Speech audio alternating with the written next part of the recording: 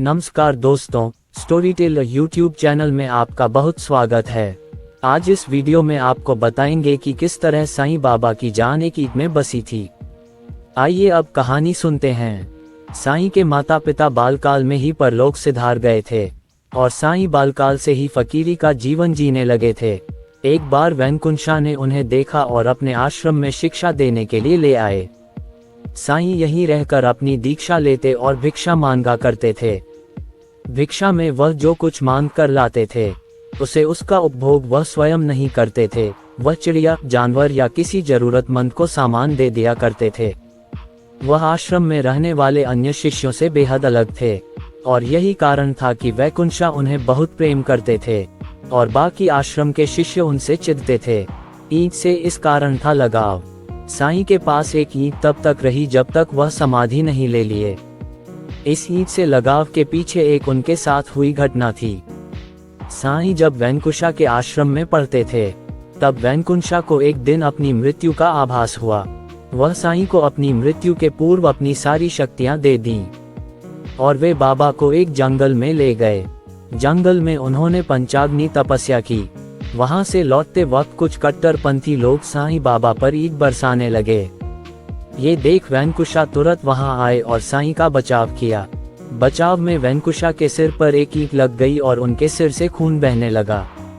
तब साईं ने अपने कपड़े से उनका खून साफ किया। वैनकुंशा उसी कपड़े का साईं के माथे पर 3 फेरे में बांध दिया और साईं से कहा कि ये 3 फेरे संसार से मुक्त होने और ज्ञान व सुरक्षा के हैं। इसके बाद साईं ने वह ईंट उठाकर अपने झोली में डाल ली, जिससे वैनकुंशा को चोट लगी थी। इसके बाद बाबा ने जीवन भर इस ईंट को ही अपना सिरहाना बनाए रखा। ईंट टूट गई तो साईं ने कहा उनके दिन पूरे हुए। सन 1918 में सितंबर माह में दशहरे के दिन साईं भिक्षाटन को निकले थे। उधर उनके आश्रम में साईं के भक्त सफाई में जुटे थे। उनके भक्त माधव के हाथ से वह ईंट गिरकर टूट गई। ये देख सभी भक्त सकते में आ गए। बाबा भी भिक्षाटन से वापस आए गए और टूटी हुई ईंट को देखकर मुस्कुरा कर बोले कि लगता है उनके दिन अब पूरे हो गए। साईं ने कहा कि ये ईंट उनकी जीवन संगनी थी और जब वह नहीं रही तो मेरा भी समय समझ लो पूरा हुआ। इसके बाद से ही साईं अपने महासमाधि की तैयारी में लग गए। तात्या से था बेहद लगाव।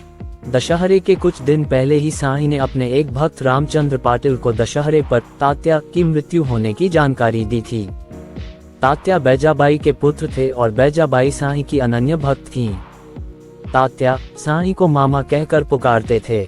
ऐसा माना जाता है कि तात्या को जीवन दान देने के लिए साईं ने अपने शरीर का बलिदान किया था। शिरडी महाराष्ट्र के अहमदनगर जिले की राहटा तहसील का एक कस्बा है। यहाँ दुनिया भर से साईं बाबा के भक्त उनके दर्शन के लिए आते हैं। दरअसल शिरडी में साईं बाबा का समाधि मंदिर है। कई श्रद्धालु यहाँ समाधि पर चादर चढ़ाते हैं। ये समाधि 2.25 मीटर लंबी और 1 मीटर चौड़ी है। गुरुवार के दिन भक्तों का तांता बहुत अधिक रहता है। समाधि मंदिर के अलावा यहाँ द्वारका माई का मंदिर, चावड़ी और ताजिम खान बाबा चौक पर साईं भक्त अब्दुल्ला की झोपड़ी है। साईं बाबा ने शिरडी में यहीं 1918 में समाधि ली थी। साईं बाबा का जन्म कब और कहाँ हुआ, इसके बारे में प्रामाणिक जानकारी आज तक उपलब्ध नहीं हो सकी है। मान्यता है कि महज 16 वर्ष की उम्र में साईं बाबा शिरडी आए थे और फिर वहीं रहने लगे। ताउम्र फकीर की तरह जीवन यापन कर उन्होंने श्रद्धा और सबूरी का संदेश दिया। उनका मत था सबका मालिक एक है। महासमाधि लेने का कारण कहते हैं कि दशहरे के कुछ दिन पहले ही साईं बाबा ने अपने एक भक्त रामचंद्र पाटिल को विजयादशमी पर तात्या की मृत्यु की बात कही। तात्या बैजाबाई के पुत्र थे और बैजाबाई साईं बाबा की परम भक्त थीं। तात्या साईं बाबा को मामा कहकर संबोधित करते थे। इस तरह साईं बाबा ने तात्या को जीवन दान देने का निर्णय लिया। 27 सितंबर 1918 साईं बाबा के शरीर का तापमान बढ़ने लगा। उन्होंने अन्न जल सब कुछ त्याग दिया। बाबा के समाधिस्थ होने के कुछ दिन पहले तात्या की तबीयत इतनी बिगड़ी कि जिंदा रहना मुमकिन नहीं लग रहा था। लेकिन उसकी जगह साईं बाबा 15 अक्टूबर 1918 को अपने नश्वर शरीर का त्याग कर ब्रह्मलीन हो गए। उस दिन विजयादशमी दशहरा का दिन था। अगर आप भी साईं भक्त हैं और सभी मनोकामनाएं पूर्ण करना चाहते हैं तो हमारे चैनल को लाइक और सब्सक्राइब जरूर करें और गरीबों की मदद जरूर करें। धन्यवाद।